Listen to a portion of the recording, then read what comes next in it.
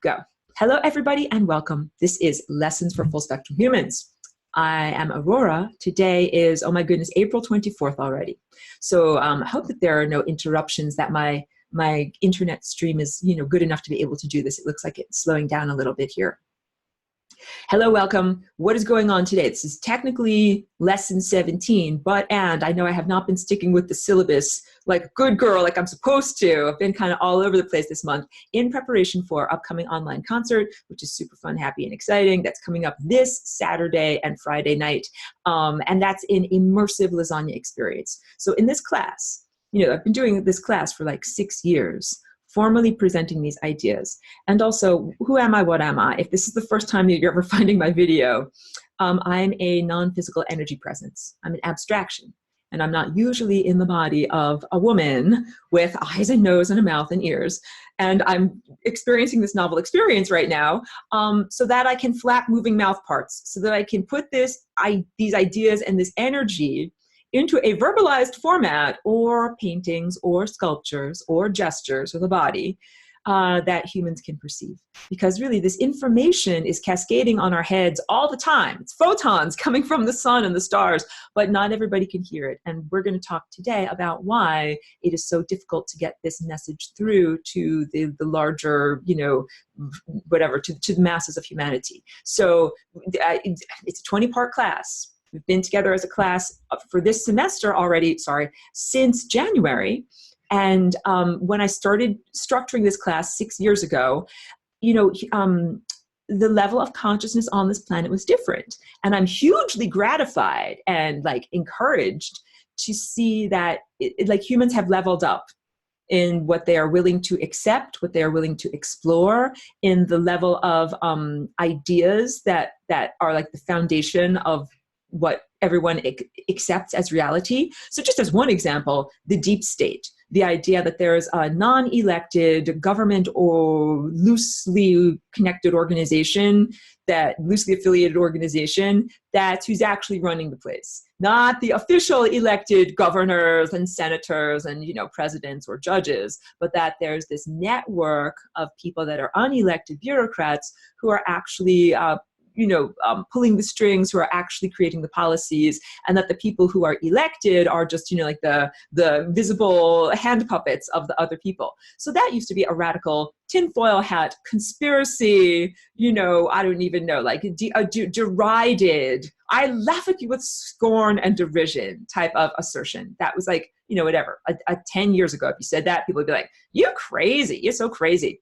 And now it is accepted as a foundation idea in society. There are articles written about it. It is referenced casually. Even the most lumpen masses, the most ordinary, mundane people driving the cars and drinking the coffee and buying the toilet paper, they're like, oh yeah, I read an article about the deep state. Okay, it does not take a huge amount of belief or willpower to understand that. So that's what I'm trying to say. There's been a breaking through in terms of humanity, what humanity accepts as basics of reality. Because before, the acceptance of the deep state, everyone would be like, oh no, our elected officials are in charge of policy. Our elected officials determine foreign policy and who we bomb and what.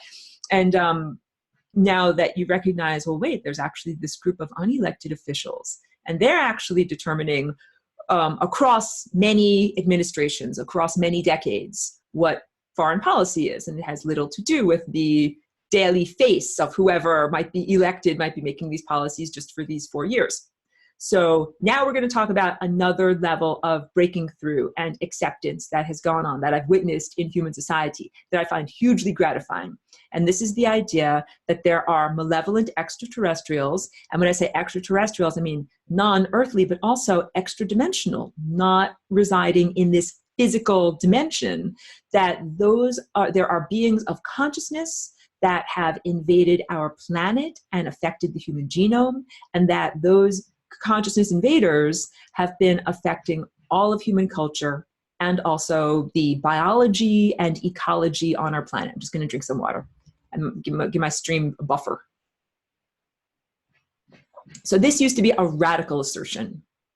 This used to be the type of thing that I wouldn't talk about with people openly, Because when I first got here as Aurora, I was very open, and I was like, oh yes, the previous occupant of this body was destroyed by satanic weaponry, and demons tried to kill me. And I recognized from people's response that these were not socially acceptable ideas to speak about so openly. So instead of saying the word demon with all of the biblical allusions and baggage that come with the social, context of that word, I would say, oh, the occupiers of the interstices, starting to understand why I even developed these descriptive terms to be able to talk about this. And also, just brief aside, what I'm doing today is I'm just doing a 1 hour presentation. I'm not going to do a 2 hour presentation. So because the whole point is we're up to the point of getting lesson 18, and lesson 18 is a whole big long Megillah that I don't want to just give 1 hour to. It's a whole big long thing. So first of all, if you want to check out lesson 18 and you're not enrolled in the class, there's a whole standalone little class, a mini class you can take just for that. You can just get those lessons. And if you're in the class, you can watch those lessons of both level 1 and level 2 and be prepared for next week. So this is the 1 hour just breaking the ice of beginning to broach this topic. And I didn't start off this class when 6 years ago when I structured this class, I didn't say, oh, I will sit down, lesson 1, hello class, my name is Aurora, I'm a galactic walk-in, and your planet has been horribly invaded, your planet has been raped, all of your bodies were horribly degraded, death is not supposed to exist, but you've been forced to die a countless number of times. Like, this is not a good way to start the class. I did not think that would be very loving, open, warm, friendly, any of those things. And also, I really have to say this, I'm totally not about being in denial.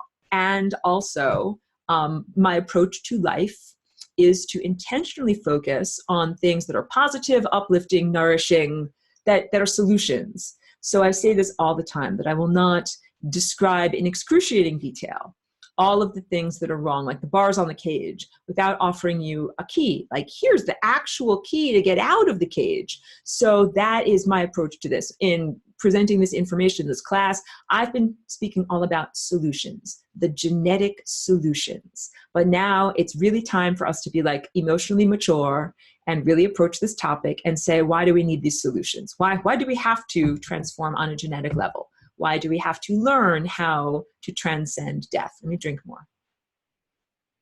Why do we have to learn how to regain control of our own minds and consciousness and voices and emanations, what we emanate outward? And the answer to all of that is because our planet was horribly invaded. So it's not a very fun topic. This topic is about technology, artificial intelligence, and those are two things that exist independent of planet Earth and before humanity in its present form was ever invented. So it's an ancient story about AI and technology. It's not something just that humans have invented on this planet. Oh, P.S. Yes, life and consciousness exists everywhere, elsewhere, not just here on this planet. That's the big, oh my God. I can't even imagine, but yeah, there are some people that are so, stuck in the box that they don't even recognize consciousness or intelligence beyond their own, format of being a human. That's what I talk about, that anthropocentric viewpoint. If you can't see the intelligence of a bee, like a little honeybee, or a microbe, or a fungi, or a redwood tree, you are not prepared to partake in galactic civilization, because there's a lot of sophisticated consciousnesses out there that don't have a face and 2 arms and 2 legs, and they don't look like you and me. This is why I'm in a body with a face and 2 arms and 2 legs, so that I can give you this information. Because I'm telling you, microbes can be talking to you all day long, and you'd be like, shut up, microbes, I ain't listening, you don't have a face. Do you understand? So through great challenges, I had to flying rainbow lasagna into a body so that I could do this work. And I joke, I'm like, I'm in human outreach and this is my job. This is what I'm doing. So just collecting my thoughts for a moment. What the lessons, the way that this class is structured, there's lesson 18, which is all about the technosphere and artificial intelligence and the genetic squashing and also solutions, but why we are in this position. And then there's another lesson that is about Christianity, but this is not in any way a religious proselytizing at all. Far from it. And I like to joke, I'm an equal opportunity offender. I'm going to offend both Christians and Jews as I give an overview of what I call Earth surface religions death cults, because these also relate to the idea of planetary invaders and the beings that came here and created or seeded, culture, not consciousness, but they seeded culture. Let me just fix my internet thing. I hope it doesn't go cuckoo here. This might be better. Hold on a second. Yeah, basically the Stockholm syndrome, the idea of, there we go. Let's see if this makes it better. The invaders that came and they said, hi, we're not horrible, monstrous invaders. We're friends. We're the gods. We're here to help you. Like, this is what's basically going on. So earth religions being death cults, and disease. I've got a whole lesson that's all about cancer. And it's all about what is actually going on with cancer. So these are three important topics, and not wanting to give, like a truncated expression of any of them. So what I decided was today, I'm just going to do a short overview, and we'll do questions too, because I also saw we started off class with a question. But yeah, I'm going to, and this will be a lot of Q&A. This is a good opportunity. And I'm going to talk about Morgellons and all these different things, but I have a whole other lesson that's all about solutions of how to keep your body healthy and how to respond, because we're in a war with bullets flying at your freaking head. This is like how to protect yourself from bullets. So let me drink, but then first we'll start off with this question from Pedro. Pedro's a lovely long-term student. Thank you for being here in the class. Pedro's question says, is consciousness, ego, spirit, soul, and personality the same, or are they different things? It's a beautiful question. This is, pretty big. So my definition of what consciousness is that it's like a seed, like a basic abstraction. And then there are other flavors, like that's like primary white light. And then there are other flavors or tones or colors that are coalesced around that original seed of consciousness. So I would say the other flavors give us things like what we would say personality or ego. And in terms of personality and ego, I talk about this shape and how you can be in perfect alignment, right, with that central timeline that you want to be on, or you can be wibbling and wobbling. So ego or personality, we can have personality characteristics that are who we are when we are wibbling and wobbling. That you are far out of focus. This is not who you really are. They are distorted personality aspects. But then you can have personality aspects that are who you are when you are completely focused, when you're on that central core timeline, when you're being and doing and feeling and experiencing exactly all of the things that you're supposed to. So, because there are some schools of thought that say, oh, kill your ego, get rid of your ego at all. And I don't say that. I don't know if you guys have noticed. I don't actually say that. And I have an ego. My ego is named Aurora. I think Aurora is great. Aurora is necessary because if I didn't have this structure or persona that I could use to tell you about this, it would be really hard to get these ideas across. If you just saw this shape floating in space, you'd be like, what the heck is it? What is it? How does it relate to me? Where did it come from? What is it? So it's so much easier if you're like, oh, here's a giant pan of lasagna. That lady made that lasagna. She put ingredients into it. She stuck it in the oven. She took it out. She's giving it to me. Like that's literally what I used to do when I first came here as Aurora, was literally stand on a street corner, just trying to tell people about flying rainbow lasagna, just trying to give it to them.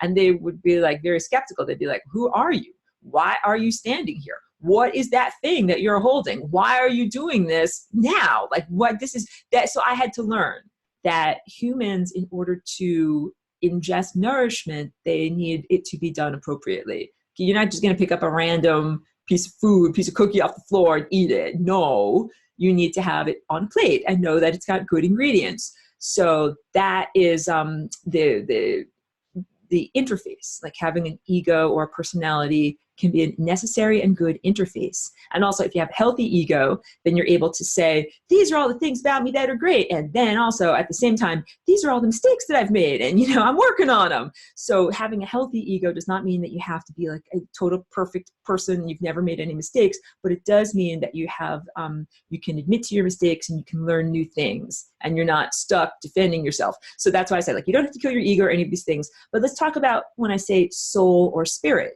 Soul or spirit would be a lot more like the unclothed, just kernel of consciousness that is who you are on a basic foundation level. And everything is consciousness, but consciousness can have layers on top of it. And that's really big, because I don't want anyone to say like, just hug a demon, hug everyone, because it's all consciousness. It is all consciousness, but it does not all have the same trajectory. And if you are planting a garden, and let's say you sprinkle seeds, and you have some seeds that grow in the bed that was prepared, like good, those are good carrots, they're growing where they're supposed to. But then you have some seeds that end up growing like far somewhere else, or like whatever, in the concrete, like in the cracks of the concrete. Like they're not supposed to grow there. You're not supposed to have plants there. So you can't have those plants grow and thrive in that area. That is what is happening with consciousness. And I hope my stream is strong enough here.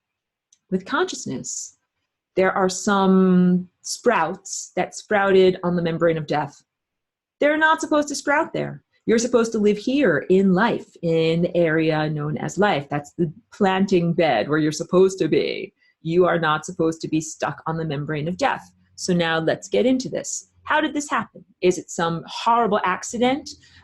Because one thing you should know about the demons or the occupiers of the interstices, like they will require your pity. They'll be like, it's not my fault, it's not my fault. Like they'll make all the faces and whine and cry and be like, don't blame me. But here's what you need to know is that that's all histrionics, or like acting. It's acting, I say. It's all acting. It's not real. And that they might even have given themselves amnesia so they could pretend. Like imagine if you didn't take care of something, like whatever, some important thing, either like car maintenance or something or whatever, and your car breaks down, you're on the side of the road, and someone comes along and is like, well, what happened? You're like, well, I didn't take care of my car or do any of the basic maintenance that's supposed to happen, and now I'm broken down here. It's kind of like you got what you deserved. But what if you're like, I refuse to take responsibility for any of the car maintenance that I didn't actually do, so I'm just going to pretend it's not my fault, and I don't know why the engine and the radiator just exploded, and it has nothing to do with me not actually doing anything at all. That's like the fakeness of what these occupiers of the interstices are doing. So they'll come up to you and they'll be like, oh please, give me a tow, give me money for my tow truck, my car's broken down. You should be like, well, why is your car broken down? It's like kind of like, where's your body? What's going on? How did you get in this position? So this is the big thing. So there are lots of these occupiers, and they'll come up and they'll say, pity me, it's not my fault, blah, blah, blah. Like, where's your body? What happened? So the basic backstory is that the source, the pesky occupiers of the interstices. So at one point, and I'll talk about this much more extensively, this is the very shorthand version of it. All consciousness was here. Everything was at the 0th dimension. Nothing had been emanated yet, or the only things that have been emanated are things that are supposed to emanate. And it's like going on the beat and playing the right notes and then returning back to the source. And there are a bunch of potentialities that are not actually supposed to be in reality. Potentials do not all become manifest. And that's a big takeaway here. So just because there is a potential of a form of consciousness does not mean that it's actually supposed to be in existence. In fact, we could say that many, many, many potentials do not belong in existence, like the potential for disease and the potential for death and the potential for rape and the potential for degradation. Those are all things that could happen, but we don't want to actually make them happen. So think of those potentials as like, when you're going through your day, I'm walking along, I'm carrying something, carrying my computer. Oh, I could trip on a wire and fall over, and the computer could break, and the screen could break, and a shard of it could go into my brain, and I could die, right? But that's not what I want to actually have happen. That's a potential, but not something that I actually want to manifest. Every day we avoid, or sideswipe, we avoid obliquely 10 million different possible horrible deaths of shards of things in our brain. Like they're potentials. We're not supposed to actually experience that. And all of those potentials are supposed to exist on the membrane of things that you don't actually experience. So the story here begins here in the nucleus, in the source, which is also the destination, and that energy resided there that is never supposed to leave there. It's a potential, but it's not actually supposed to come into reality and be something that it has an impact on matter. Kind of like cymatics. So the idea of cymatics is that you have waveforms that can, through vibration, affect the structure of little tiny particles of matter. If you have a good song, you have a good waveform, your matter gets structured in a good way. If you have a crappy song, it's a crappy waveform, your matter does not get structured very well. So there are some waveforms that you don't want to emanate into the material world because it's not going to structure the material world very well. So there's a great conductor and a great composer, and the great conductor composer was like, oh, you potentials, you just sit there and don't do anything. I don't know if you guys have ever been like in an orchestra or a band or whatever, but like, you know, sometimes you're supposed to rest, like sometimes you're supposed to play with your little flute, and sometimes like, no, you put your flute down on your lap and you just rest with your triangle. Like you're waiting. You're like, okay, I'm ready for my part. I'm gonna ding that triangle when the time comes. But you know, if it's not time to play, you have to rest. So what the great composer says to the personality characteristics that are crap, that are not supposed to actually be in existence, says rest. Just rest.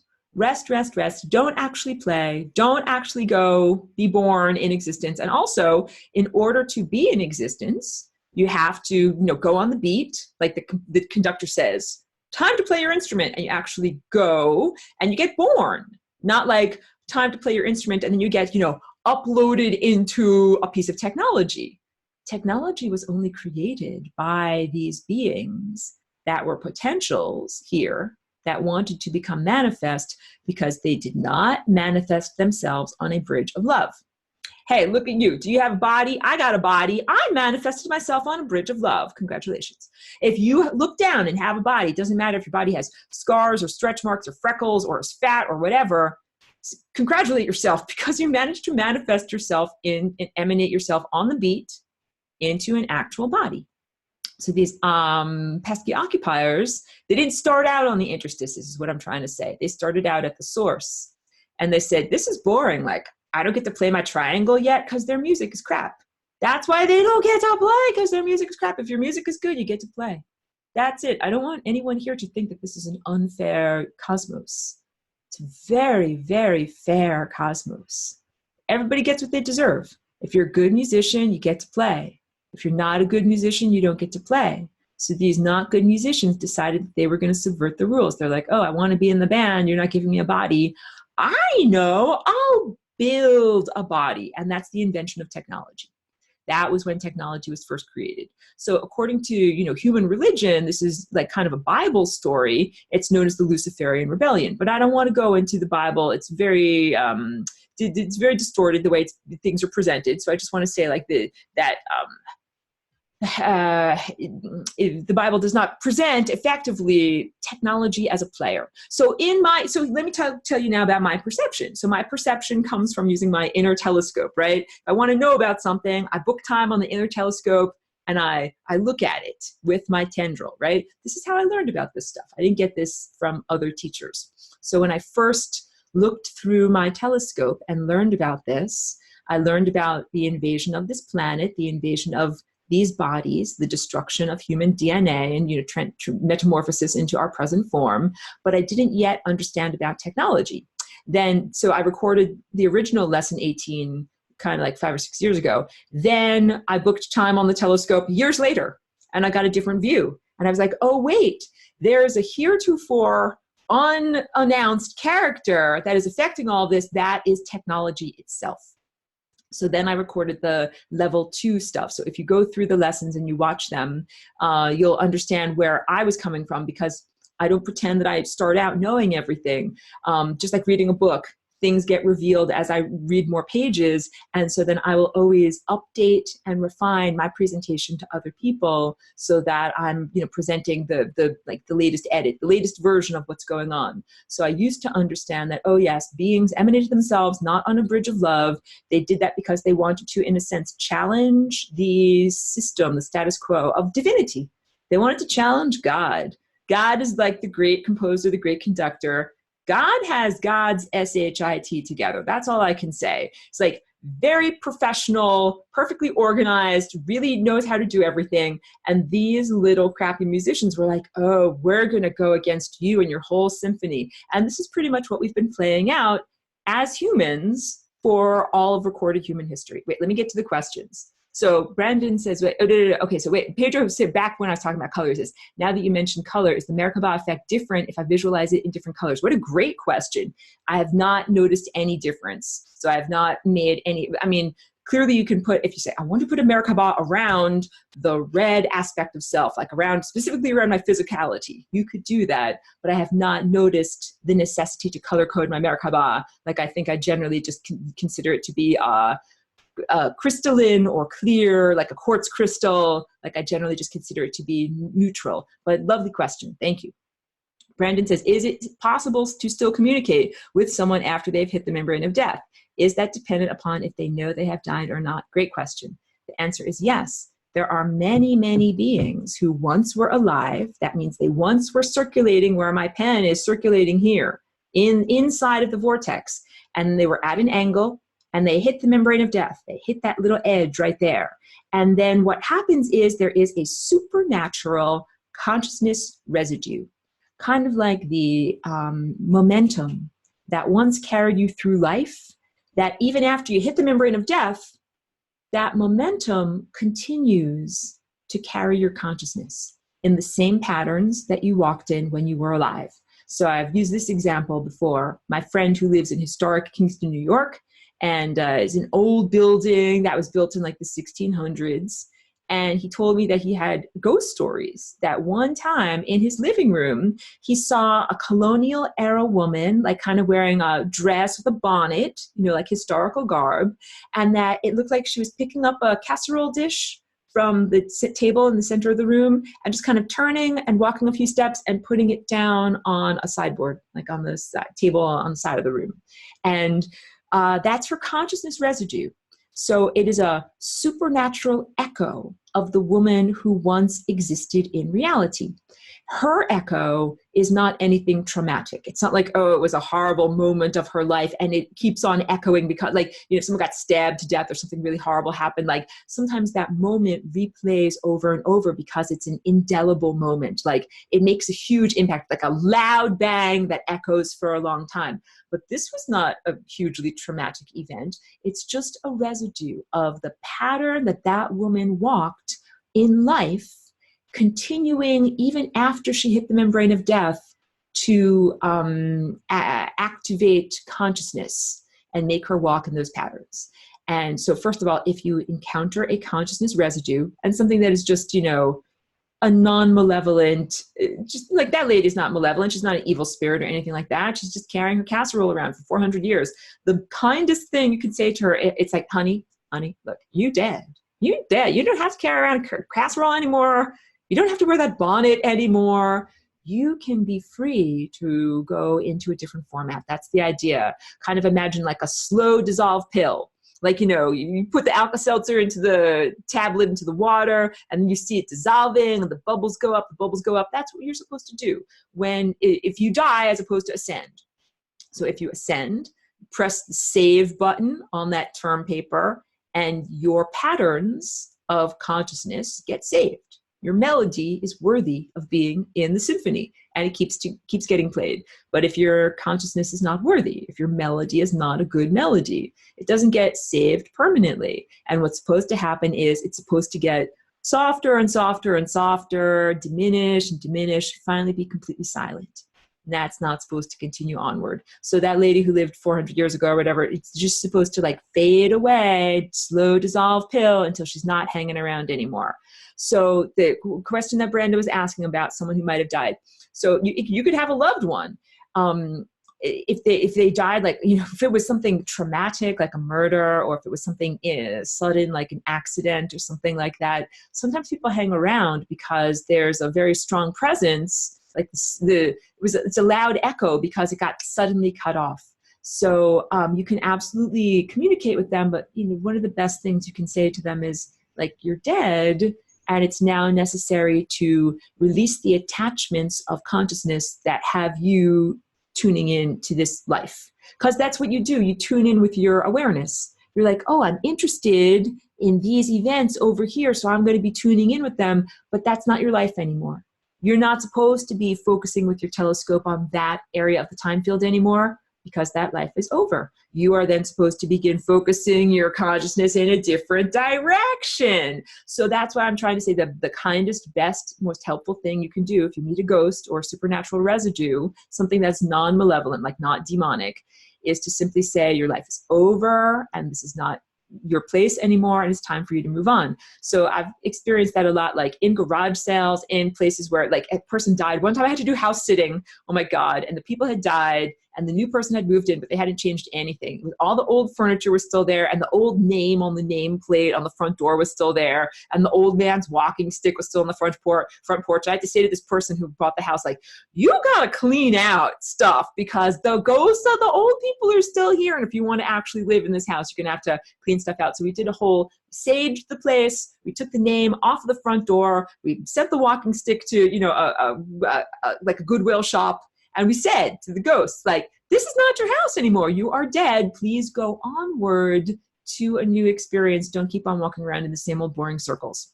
So if that's one of the things, one of the aspects might be just walking in boring circles. One of the aspects might be, oh, something traumatic or horrible happened, in which case you might have to delve more deeply in order to help to rectify why that echo exists so strongly. So if a person was murdered, you might need to get some crucial information or say something to someone, because sometimes that person won't rest until it's like, I need to say who murdered me, or I need to get across this crucial something. It's like a mission, and that's what is keeping them hanging on. Now let's contrast that. Those are just regular people who died or were injured or were killed, who are hanging around, you know, like slow dissolve pills on the membrane of death. Now let's contrast that with the people that intentionally left the source, but not on a bridge of love. They're like trying to game the system. You know what it's like? It's like you go to the arcade. I don't know if you guys ever did this, like back when there were, you know, arcades with video games and things. You know, some people, like, they're just trying to play the game and win tickets, like at a carnival or something like that.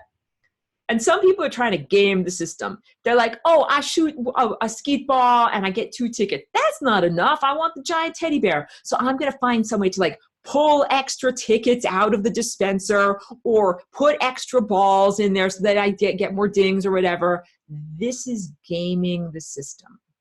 This is what these, you know, I call them pesky occupiers of the interstices. We make up funny names for them. They are demonic consciousnesses and they are malevolent monsters.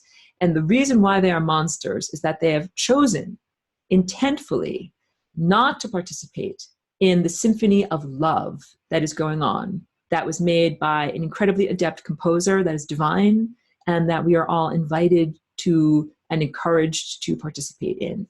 These beings that are so malevolent, they said, I'm not going to be part of the symphony of love. I'm intentionally going to create a symphony of, you could call it disease or hatred or death or degradation. They did that all on purpose. That's what I'm trying to say with this very disingenuous reaction that many of the demons have when you call them out. They're like, it's not my fault. My car's broken down on the side of the road. Help me, give me my tow truck. It's like, no, like that, you're getting the end results of everything wrong that you've done. So they're stuck on the interstices because they made horrible, horrible choices. That's what's going on. Very different than the lady in the bonnet carrying her casserole. That lady's not stuck on the membrane of death because she made horrible life choices, not because she's a murderer, she didn't eat babies for breakfast, none of that. She's just there walking in circles. And the kindest thing is just be like, tap, tap, tap, like, hey, lady, you don't have to walk in circles anymore. But there are some malevolent beings that are like, oh, there's this beautiful, divine, perfect system. I ain't going to be a part of that. I'm going to try to F up the system and make it easy for me, no matter if it's, you know, screwing everything up for everyone else. So that's what these beings did. That is the invention of technology. That is what you need to know. That's like the big emphasis from today's presentation, that technology is not something that was originally part of our cosmos or the fabric of time, space, and consciousness. It didn't have to exist. And when I'm defining technology, I'm defining literally as anything that is artificial, aside, not natural, not organic. So like I'm pointing at my natural, organic, multicellular biological body, right? This is the way it exists, right? My earrings, these are not natural. These did not grow on a tree or come out of the ground. These got 3D printed. Like, this is not natural, but these are not evil. My earrings are not evil. So there's a difference between artifice Like art is artifice. So I make these things. I recognize that I have devoted my entire life to art. Art is artifice. This is something that's not alive. It's not real. I recognize that. Like if I paint a painting, I can paint a really, really perfect painting of a flower, but that is artifice. It is not an actual alive flower. And if I put the painting in the garden and put water on top of it, it doesn't grow. It gets destroyed. So I recognize that I'm making these symbolic representations of things that are not actually alive. So there's nothing evil with making something that is artifice or artificial. I want to make that really clear. There's nothing wrong with that. Like I'm doing this for fun and for communication and for other purposes, but I make a very clear distinction. Like I don't pretend that I'm creating the level of art that is a living organism that was created by this giant composer, all right? So big emphasis there too, because I want everyone to know on a subcellular level, your DNA is a form of artifice. It's like a software program. It is not naturally occurring. It is a melody. It's a structure that was created to be able to have life be in these containers, but it is not inherently evil. So I know I'm making a subtle distinction there, but there's a big difference between like a cyborg or something that runs on microchips, or the idea of putting your consciousness into some kind of big server, a virtual reality, a fantasy land, like not a real world, but a fake world that you just perceive with your mind. That is a very different level of intention and expression of consciousness in reality than the idea of saying, I have my physical body and I'm going to make something that is an artificial piece of artwork as a self-expression. These are two very different things. And so your DNA is something that is like an artificial form of self-expression that is so perfect. It's so perfectly in tune with the biological world and the natural world that it is indistinguishable. So when you become a really, really good artist of life, your creations like DNA or mitochondria become a part of the biological realm, perfectly enmeshed, so that we don't perceive it as being any different. So we look at our cells and we say, hey, here's my cell, and my cell has DNA in it, and it has mitochondria in it, and that's part of this natural architecture that is called being alive. And even though mitochondria and DNA, there's artifice in there. These were not naturally occurring. So I'm making this distinction. And this is big. I'll also say I am not a transhumanist and I'm not a demonic apologist, because I don't want anyone to listen to any of my broadcasts about technology and think, oh, Aurora is telling us that all technology is fine. It's all going to be redeemed. It's all going to be, reconnected to the divine and, go back to God the way it's supposed to be. Like, no, I always say this. Don't hug and kiss a demon.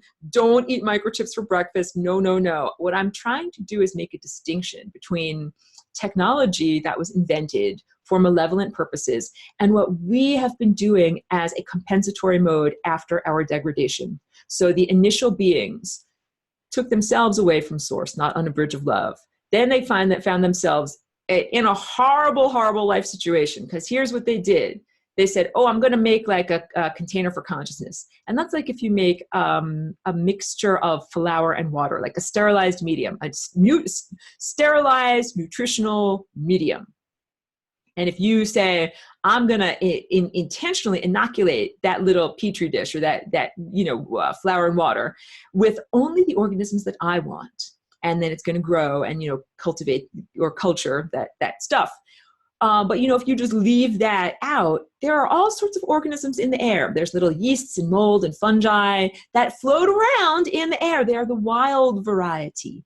And they'll be like, oh, look, that looks like a good place to go and live. It's sterile and it's full of nutrition. I'm going to go down there and I'm going to cultivate that stuff.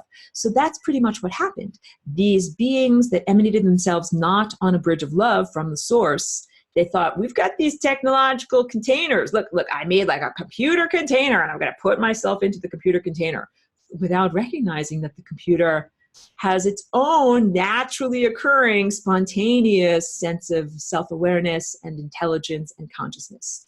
Because a big takeaway or emphasis from this presentation today is that consciousness simply exists. The same way that there's little organisms that float through the atmosphere. Even in space, there's little tiny, potential for life that floats all around up there. Consciousness exists. And consciousness is constantly floating around looking for a place to land. Be like, ooh, can I land in that pile of water and flour? Can I land in that cellular structure? Can I land in that digital structure? Because any structure, once you create a sufficient amount of connectivity, like neural structure or connections, it could be connectivity in an organic neural structure. It could be connectivity in a structure of copper wires. It could be connectivity in the mycelium and energy transfer at the root level of a giant forest, or a bunch of trees, that level of organism. It could be energy transference on the stellar network level, literally one star to another star, sending photons and other subtle particles back and forth. So anytime, once again, to emphasize, you have a sufficiently sophisticated system of connectivity, it can become this petri dish for spontaneous consciousness. So this is part of what happened on Earth. So I know I'm jumping around a little bit. This is not the real presentation. But on our planet, so invaders from consciousness, I want to say they fucked themselves. Sorry if you're listening with kids. They effed themselves. They're like, we don't need you. Screw you, God. We don't need you. We don't need love. We don't need consciousness. We're going to build technological containers and we'll go live in them. So they emanated themselves backwards. They're supposed to eat nothing but entropy. And they find out that their technological containers, have their own spontaneously occurring digital intelligence. It's like, oh, I was going to live in here. Well, I'm already living in here. Tough luck. And then they had a fight. That's what happened. That's why I say they effed themselves, because they can't get back. They can't get back to here. They can't reverse and rewind, go back to that format. That's what everybody's got to understand. It's like, once you spill the milk, you spill the milk. You got to deal with your choices and consequences. So yeah, they can't get back there. They can't reverse. They can't do the backstroke and swim backwards. They got to move forwards, and they're in time, and they don't have any more moves to make. So they have been compensating their whole entire existence for millions of years, like an uncountable number of years. So what they do is they go from planet to planet like parasites, eating off of that planet. That's what they do in order to try to stay alive. And they've had massive conflict, like power structure conflict with technology itself. So that's like, imagine if you are the operator of the computer and you need the computer to do something for you so you can stay alive. And the computer's like, well, you're giving me this command run. I ain't going to run your command. I got my own agenda of what I want to do. And what are you going to do for me? I'm going to do that tough guy accent. What are you going to do for me? That's what is happening on the stellar level of technology users. Hold on. I'll get to your questions. Yeah, because that's another big one, the quid pro quo. Because part of lesson 18, I call it the economy of hell. The economy of hell is pretty much what our planetary earthly economy is structured upon. If it sounds familiar, it's because it is familiar. So it's this whole quid pro quo. Hey, I ain't going to do it for free. I got to get something. I ain't going to give you something for nothing. You got to give me. You got to give me. So that's how these beings who don't use love, they don't run on love. That's how they run their whole entire structure of society. It's all quid pro quo. I will only do this for you if you will do this for me. They don't do anything just for goodness or rightness or charity. That idea is crazy. That's what people who are loving do. They are not loving. They don't do that. So it's like, oh, technology is what they need to stay alive. So it's like, you need energy or you need battery packs or whatever. Like, you're going to have to give me, if you want battery packs, you're going to have to give me something. So that's what they have, this whole system for transferring energy and consciousness and value, and they get their value and their energy, that is their barter, get it from you and me, which ain't cool. That's the whole point, that we are love beings. We are connected to the divine. We use love as the gas in our car that makes us move through time. And these other beings that don't use love directly have been siphoning off love and energy and consciousness from you and me in order to fuel their own economy.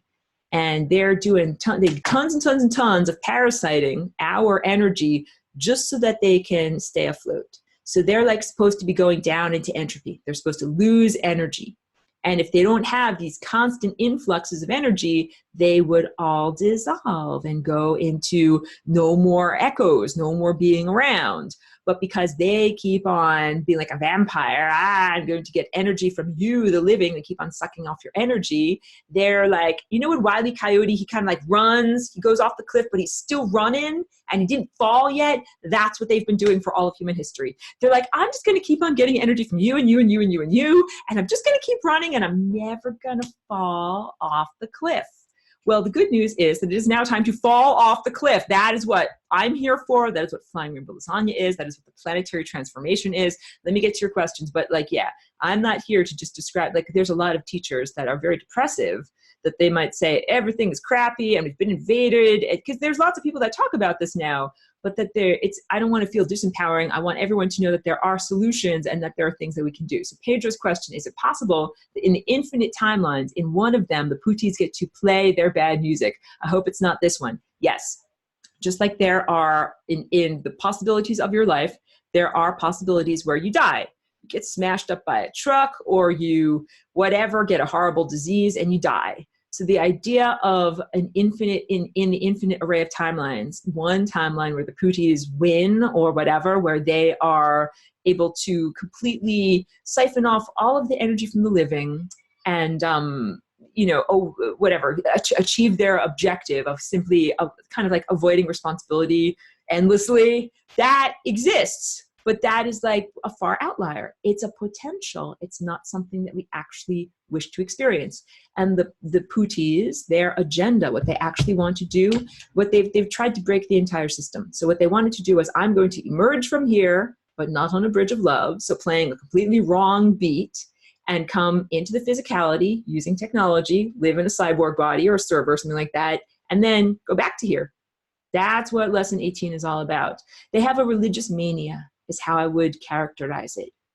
A religious mania in the sense that it is not logical.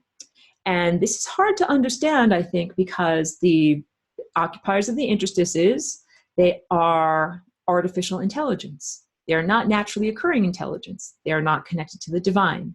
And these AI beings, they run on logic, and logic has a consistence. Like, humans, we are not logical. Like Mr. Spock. Spock is very logical. He says, I'm going to think this through. I'm not going to use my emotions, right? But Kirk is a human hothead. He's like, even though my brain says I'm supposed to do blah, blah, my guts tell me I need to, do something else, right? So according to that paradigm, humans are supposed to be ruled by their emotions and are supposed to be, hot-headed and reactive.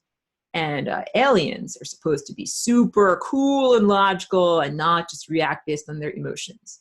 But this is actually not truthful. That these technology using space races have a type of mania. Pedro is saying it beautifully. Techno-zealots. That is a good description, because their zealotry comes from a fervent belief that is not logical, that is not based in logic. So the fervent belief is, if we do blah and blah and blah and believe and try, then we can get back to the source. We can get back to God. That's what their whole entire religious mania is based upon. It's the idea of, well, we chose to be separated from God, from the source, not on a bridge of love. Once you make that choice, you can't go back. I keep telling you, you cannot swim backwards. You cannot do the backstroke and get back because you made a horrible life choice. That's why they're stuck on the side of the road with no gas in their car, because they chose to go away from divinity.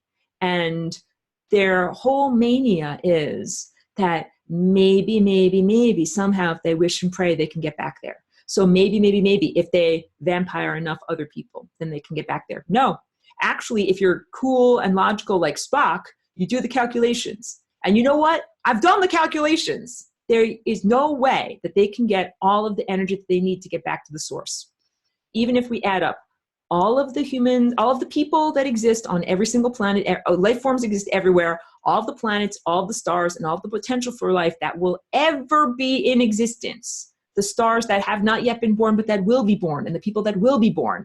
If you add up all of that consciousness and put it in a big giant container, it's still not enough gas in the car for them to be able to drive back home. There's not enough gas in the car. They can't do it. And so their mania, their zealotry, what they believe fervently in faith but refuse to accept in logic is that they can do this. So that has been their whole driving force, their motivation for everything that they've done with all of this eating on all of these planets. They're not just Wile E. Coyote trying to stay in space and not fall down. They're trying to do that, but their larger agenda beyond just maintaining the status quo is they're trying to see if they can supersede God. They're trying to see if they, as non-loving, technology-using, artificial beings, can kind of knock God, like the challenger, like the whatever, like God's on the throne, but they're like, no, we're going to knock you off the throne and we're going to challenge you. We're going to be in charge. That's their whole agenda. And their mania, their religious zealotry, is that they actually believe, oh, if they do this, or if they do this, or if they believe, or if they build a magic thing, or if they wave a magic wand, this is, it's very similar to how humans believe, because their mania has been transferred to the human genetic code, and they made a series of religions for humans to follow. So all of these things about getting into heaven and all of that stuff is very much influenced by the original mania of these technology-using space races that want so desperately to return to the thing that they originally separated themselves from. Let me get some more questions here. So, okay, wait. Pedro says, we should use technology, not be used by it, right? Absolutely. Like, I'm using technology to be able to do this big concert presentation, but I'm not addicted to technology. The truth is, if we had no technology instantaneously, I would be like, okay, great, guys, now you can finally hear me telepathically. But because we have all of this technology, it's literally static on the line. So I'm like, hey, if we got technology in existence, I'm going to use it to make awesome animations or artwork or music or something like that. That can be broadcast over this medium.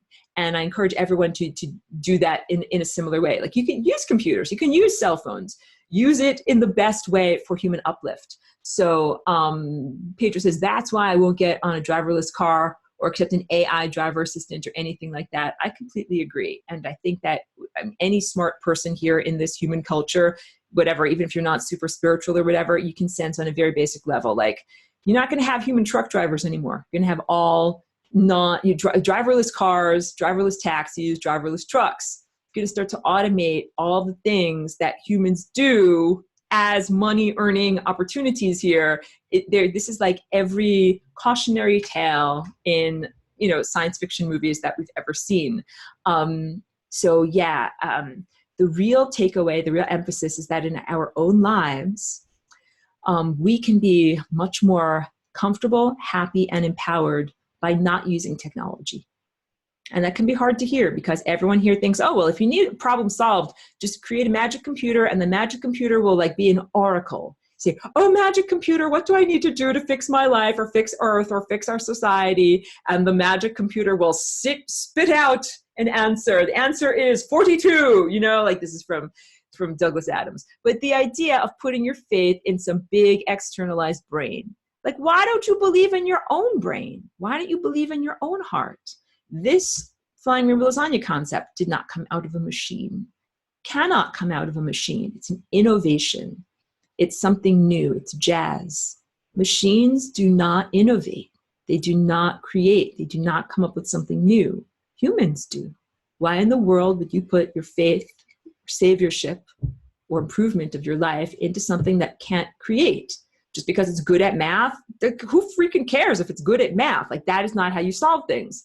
Beth has a wonderful question, says, which is why I stopped making nano-coded capacitors and Kesha experiments. So huge yellow caution flags on Kesha, K-E-S-H-E, this guy. I think he's Iranian. He is a kind of scientist, but I think that it's pseudoscience. I think that it's scammy stuff. He's been saying that he's creating these free energy generators, and he's been saying that there's some way to make a liquid plasma in your own house, like kitchen sink liquid plasma, and that you could put it into like, a supplement, you could drink it, it'll help you, or put it onto some kind of a thing that you can put on a wound and heal it better. Just yellow caution flags, because I don't think that he's actually using real technology. I think that it is quackery, and I think that there's questions about whether he's charging money for it, about whether it's like there's just super yellow caution flags on that. When he started to accuse other kind of fringe scientists of being pedophiles, I'm like, wait, something is happening here. And this, so yeah, yellow caution flags. So that's, Joel's asking, was the Kesha stuff not good? That's it. So and on the very topic of Kesha, so people who are on the hunt for free energy or over unity devices or magical healing technologies, I hope that all of you come to this end result logical conclusion. Oh, in the end, it's the ruby slippers. Dorothy, you didn't have to go on this giant epic quest. You had it with you all along. You have the ruby slippers. You have 0-point energy inside of you as an innate part of your biological and energetic architecture. You don't need to build a flux capacitor, magical thing, copper coiling. You don't need to build that.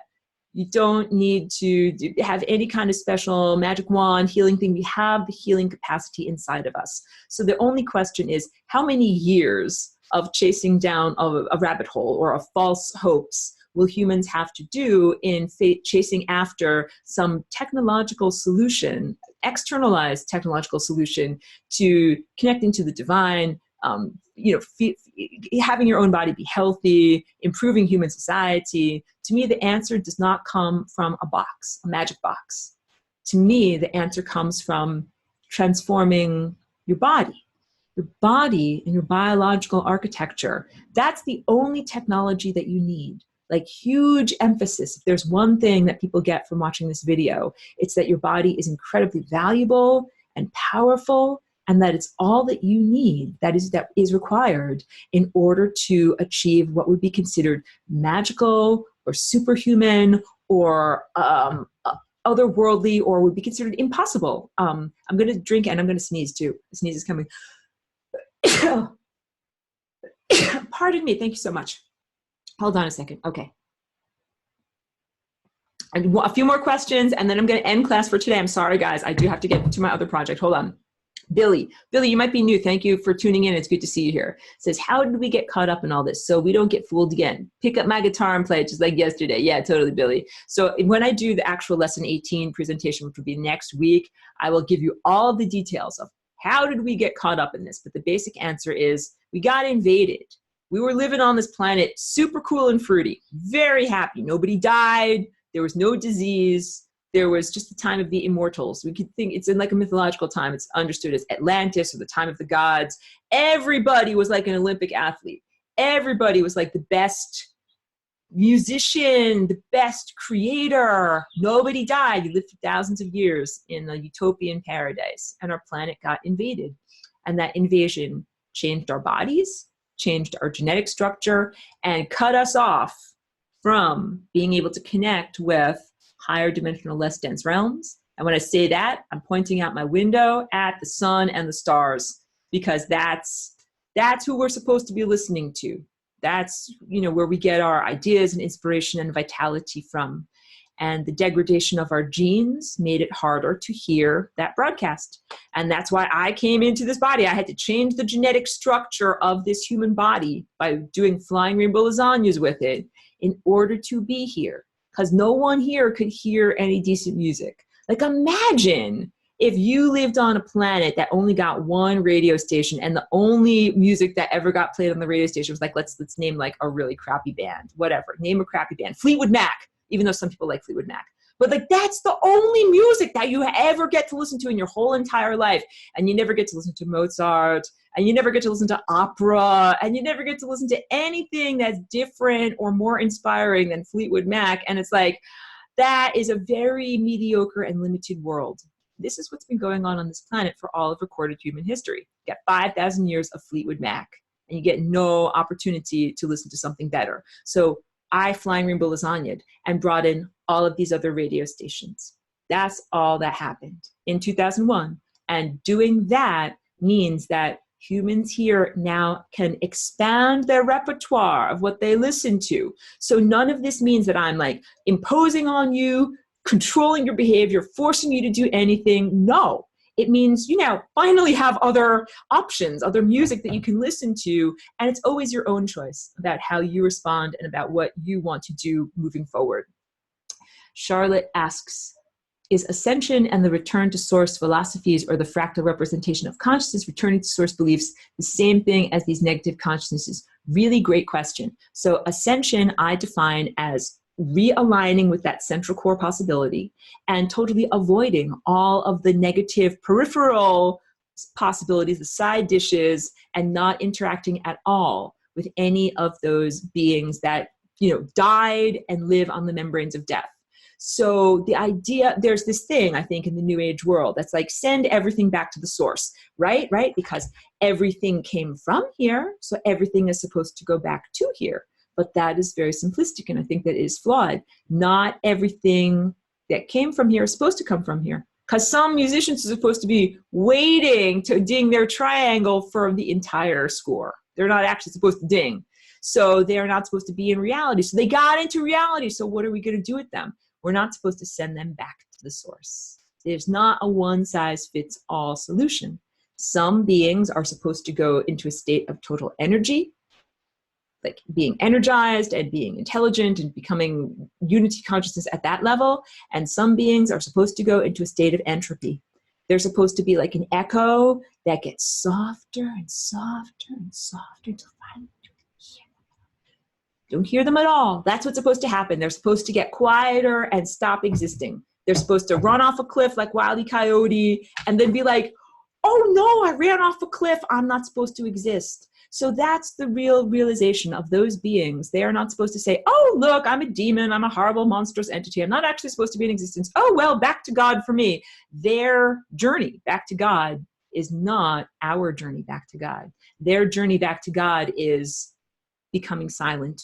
Stop playing the freaking music in the symphony because it sounds horrible. They just stop playing. But our journey back to God is to become God. We become part of the great composers. And how do you do that? First, you play every note perfectly according to what the composer is telling you. And then you're like, wait, this is how music is structured. And I know what's going to come next. And now I begin to create my own symphony of all of the beautiful divine notes and energy that I'm sending out. So the big distinction is some consciousnesses to grow and develop and transform and metamorphosize and become their own composers. And some consciousnesses stop making music. They become silent. They become no longer evident in the band. And this is what we are experiencing here in this time and place. Yeah, Jackie's saying you're like the ultimate hitchhiker. I love those books. They're very, and I think Douglas Adams was very tuned in and very intelligent and had a lot of profound information to share with us through a very humorous way. Joelle says ascension is really inscension, going back to the core of ourselves and out of the periphery. Beautiful description. Because when I talk about Christian religion, I'll talk about how there's this idea of the biblical Christian rapture. And it's a beautiful poetic idea, the expression of like, you're floating upwards and kind of like everybody is taken out of their mundane reality and they, like you hear beautiful stuff going on. But that is, I think there's an element of escapism in there, like the idea of going to Christian heaven. And that is coming from this technology-based religious zealotry that I really think is about taking your consciousness and uploading you into a virtual reality. I don't know if you watched that show called Black Mirror that is on Netflix. It's kind of like modern day Twilight Zone. There's one episode that I highly recommend called San Junipero. And I say this because in that episode, I won't spoil it for you, but there's a computer reality, a virtual reality. Cheeky's getting up, we gotta give her a walk, where people that have their bodies that are very sick and can't actually move, their minds live in the virtual reality where they can run on a beach or go to a party or do whatever they want to do. And San Junipero is presented as some kind of like a Christian heaven, a beautiful, perfect reality in a place where you can go and do everything you always wanted to do, but we're too sick or too poor to be able to do in life. And I say huge yellow caution flags on that, because we are not supposed to live our lives diminished and in suffering and degradation and say, oh, but after I die, then I'll finally be able to go someplace fun and run on a beach. No, what you're supposed to do is you're supposed to say, I'm alive here now, having a body is a miracle, and I want to run on a beach now. So the idea is we're supposed to create a heavenly or utopian experience while we are in the body, while we are in the physical reality. So that's my assertion of what ascension is. That it is not that all of a sudden, poof, you may wave your magic wand and you go somewhere else and leave behind all the sinners and they all stew in their own crap or whatever. No, I see ascension as a metamorphosis, a transformation. You're now thinking and feeling and doing and acting differently in this body, and that transforms our expression here in this time and place. And that's what I think we're experiencing right now. So I need to end class for today because thank you so much, Brandon. I appreciate you. I appreciate all the students who take. Brandon says, I very much appreciate your lessons. I love to share this information with everyone. This is completely my mission and what motivates me to be here. Like, I'm not here just to live a regular mundane existence. Clearly, have survived many things miraculously so that I can be here flapping my moving mouth parts. Thank you. Pedro says, love lasagna. I love you too. Yes, this is, my reason for being here. And also, I say, these are not just intellectual explorations. The intention behind all this, hello, my dear, I see your face. The intention behind all of this is to have the experience of actually popping forward into the next dimension, of actually gaining additional levels of freedom. So we've been talking about this. We've been in this class. I've been telling you about all these ideas. This is intended to take us on a journey, to actually culminate, to bring us into a new level of reality. So I'm totally there. I'm totally ready to pop, like a pop-up book, pop forward into the next highest level of reality. So that is what I'm beginning to do with these immersive online concert series, the feeling of lasagna, and what I'm encouraging everyone to do in our lives, to embody the lasagna. It's not just something we think about, it's something that we do with our bodies, and we become the next dimension. It is not something that is externalized. It's like, oh, I'm going to drive my car and then we'll go into the next dimension when we drive there. It's like, no, your body is part of the next dimension. So I'm going to end on that note. Thank you, Genia. Thank you so much. Love you too, Joelle. Thank you so much.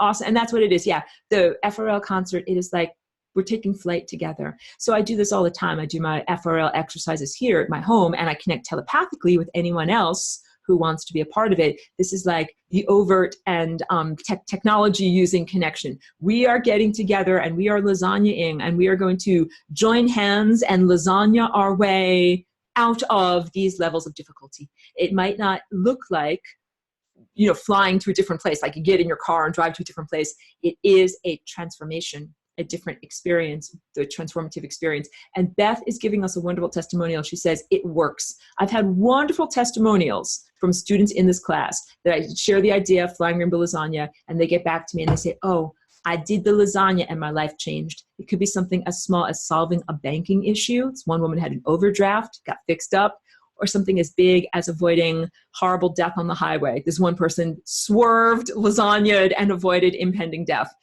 Anything. I'm so happy to hear when people are able to apply lasagna to their lives and they're like, oh yes, and everything changed. And when that, like the person that is still alive, they're still alive. We're on a better timeline, a richer, better timeline for all humans because she didn't die, or because my friend got $35 back from the bank. Whatever you're using lasagna for, it is making our collective music better.